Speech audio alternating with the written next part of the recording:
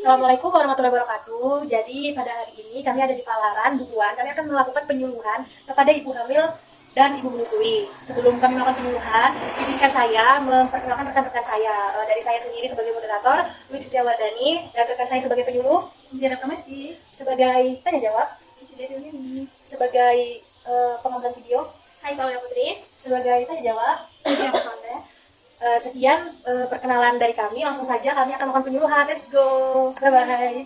Selamat sore Ibu. Jadi kami dari mahasiswa Poltekkes Kementerian Kaltim nih dari jurusan gizi. Keperluan kami di sini ingin memberikan penyuluhan nih tentang ibu hamil dan ASI eksklusif, tentang zat gizinya begitu. Karena ada istilah tak kenal maka tak sayang nih, maka perkenalkan saya sebagai moderator Widya Wardani, rekan saya sebagai penyuluh Sintalia Pramesti, dan teman saya ini namanya Kezia Pasonda, Siti Devi Wahyuni, dan Haifa. Langsung saja ya untuk materi yang akan disampaikan oleh rekan saya Sintalia Pramesti. ya makasih ya. Jadi di sini kan kami juga dari mahasiswa gizi, kami juga berperan untuk menyampaikan tentang apa sih gizi itu. Nah di sini kami mau ngasih tahu nih asupan gizi seimbang khususnya untuk ibu hamil sama ibu menyusui. Nah untuk ibu hamil itu kan pasti harus makan makanan yang seimbang gizinya. Kalau belum tahu gizi seimbang itu bisa dilihat ya Mbak di brosurnya. Itu ada susunan makanan sehari-hari yang mengandung zat gizi dengan jumlah dan jenis yang sesuai dengan kebutuhan. Nah, kenapa harus sesuai dengan kebutuhan? Karena setiap umur kehamilan trimester 1 yaitu 3 bulan pertama itu jumlahnya itu beda. Jumlah trimester kedua dan ketiga itu juga beda. Jadi semua itu harus sesuai dengan jumlahnya, energinya, terus makanan lauknya itu harus sesuai juga dengan porsinya. Nah, terus selain itu kan pasti pertumbuhan janin itu juga setiap minggunya berkembang. Bisa dilihat juga di situ.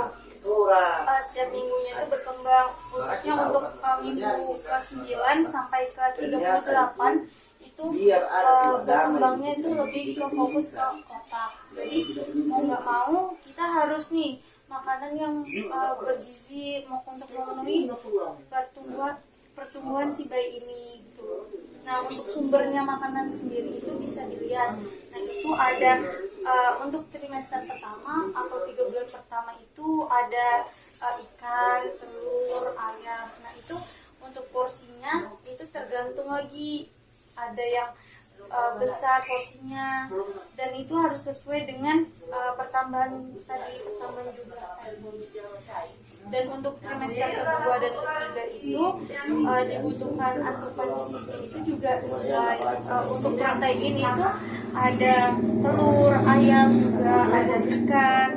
Nah terutama kan untuk trimester kedua dan ketiga itu harus paling banyak mengandung zat besi. Zat besi itu buat darah, biar nanti untuk proses melahirkannya juga nggak kekurangan darah gitu, adanya khususnya untuk ibu hamil.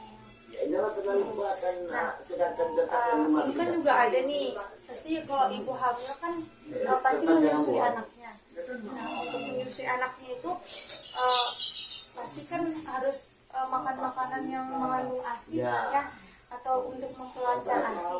Nah itu tuh selain itu ASI itu penting banget buat anak kecilnya itu nanti si adiknya. Nah pentingnya kenapa? Karena kan pertama ASI itu juga penting untuk kesehatan.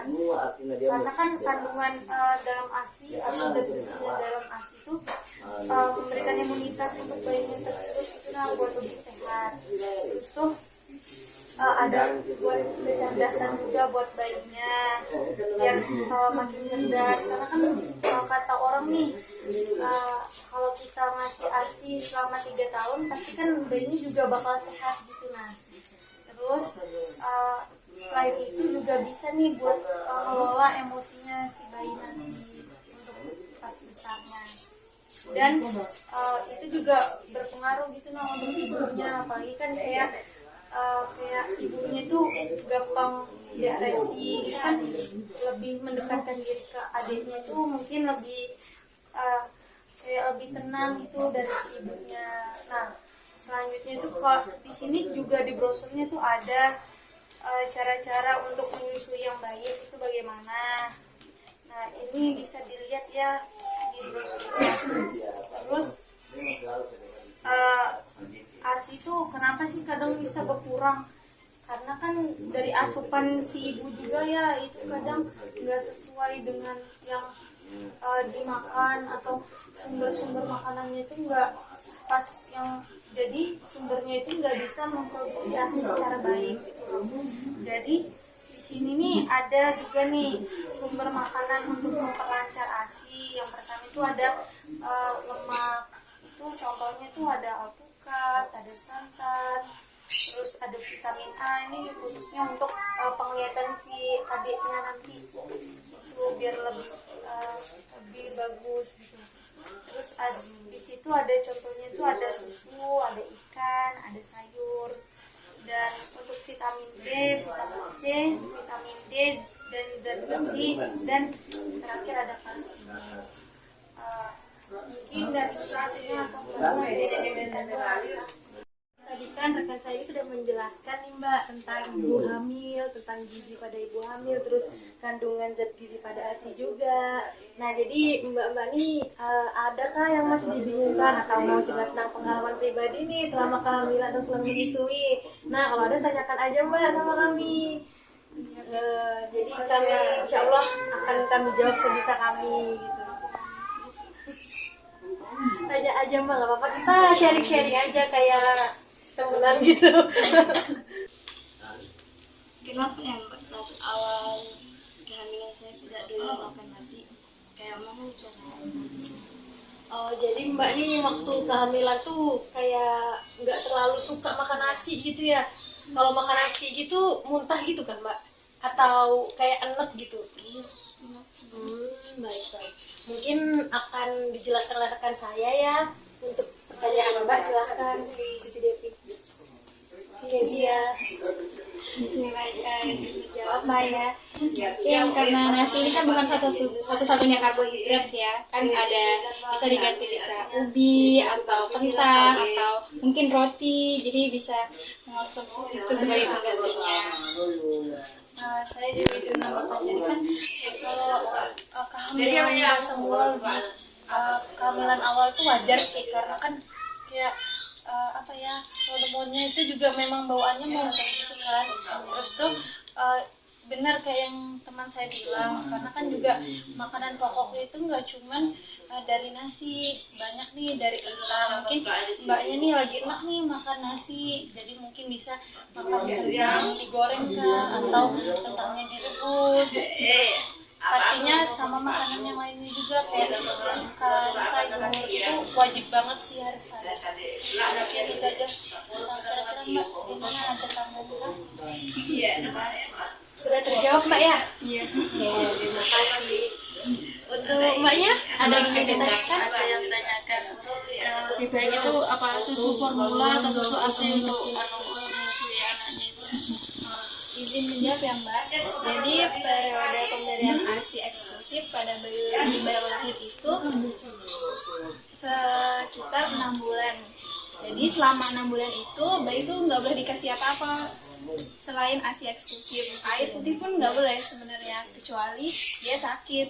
Nah kalau sakit itu kan harus dikasih obat dalam bentuk kapsul, dalam sirup kayak gitu. Nah itu baru boleh dikasih. Tapi kalau air putih atau susu formula sebaiknya nggak usah, karena bayi baru lahir itu bagusnya dikasih ASI eksklusif. Saya jadi menambahkan juga ya Mbak. Jadi kan kenapa sih bayi itu khususnya 6 bulan nih nggak boleh makan apa-apa? Karena kan pencernaan bayi itu juga belum matang gitu, nah nggak kayak kita orang dewasa. Itu kayak itu tuh pencernaannya tuh kan sudah bisa nih mencerna makanan yang keras gitu. Sedangkan anak bayi pun kalau mau makan makanan yang keras itu harus bertahap, nggak harus langsung makanan yang keras. harus dari yang lunak dulu mungkin untuk 6 bulan atau 7 bulan lewat gitu. Atau bisa makanan cincang kalau sudah 12 bulan atau 1 tahun. Jadi penting banget sih kalau untuk ASI eksklusif, apalagi untuk bayi 6 bulan pertama. Sudah terjawab, Mbak? Oke, terima kasih. Terjawab, Mbak, pertanyaan tadi?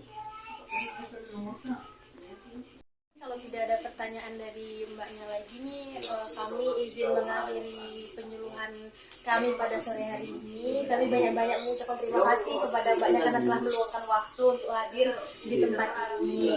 Kami juga mohon maaf nih Mbak, kalau misalnya dalam penyampaian kami semua nih ada kata-kata yang salah atau kata-kata yang menyinggung hati Mbaknya, karena kami juga hanyalah manusia biasa yang kemampuannya juga masih di atas rata-rata begitu ya. Kami sekali lagi mengucapkan banyak terima kasih kepada mbak-mbaknya semua. Semoga kebaikan mbak-mbaknya semua dibalas sama Tuhan. Jadi kami akhiri. Wassalamualaikum warahmatullahi wabarakatuh. Terima kasih Mbak. Terima kasih Mbak.